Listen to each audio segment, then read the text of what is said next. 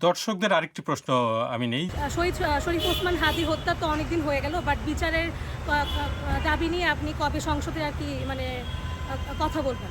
জাতীয় নাগরিক পার্টি এনসিপির সম্মানিত আহ্বায়ক এবং সংসদ সদস্য নাহিদ ইসলাম তিনি তার বক্তব্যে শরীফ ওসমান হাদী যিনি শহীদ হয়েছেন তার যে তাকে স্মরণ করেছেন এবং যে বিচার কার্যক্রম সেটার জন্য আমরা দাবি জানিয়ে এসেছি। আপনারা জানেন যে শরীফ ওসমান হাদী ভাই তিনি শহীদ হওয়ার পরে বাংলাদেশে যে আন্দোলন সংগ্রামগুলো অনুষ্ঠিত হয়েছে সেখানে জাতীয় নাগরিক পার্টি এনসিপি আমরা অংশগ্রহণ করেছি এবং আমরা মনে করি যে শরীফ ওসমান হাদী ভাই যেমনটা বলেছিলেন যে অন্তত বিচারটা কইরেন।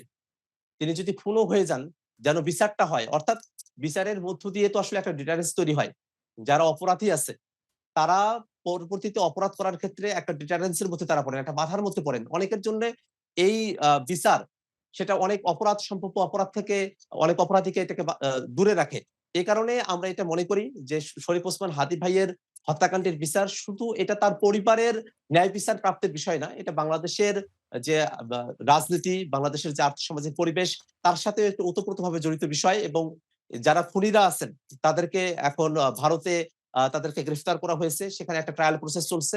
আমরা সরকারের কাছে এটা আবেদন জানিয়েছি এবং এখনো আমরা আবেদন জানাচ্ছি যে অতি দ্রুত যারা খুনিরা আছেন তাদেরকে দেশে ফিরিয়ে নিয়ে আসা হোক এবং বাংলাদেশের যে আইন আছে সে আইন অনুযায়ী আ খুনিদেরকে বিচারের আওতায় নিয়ে আসা হোক।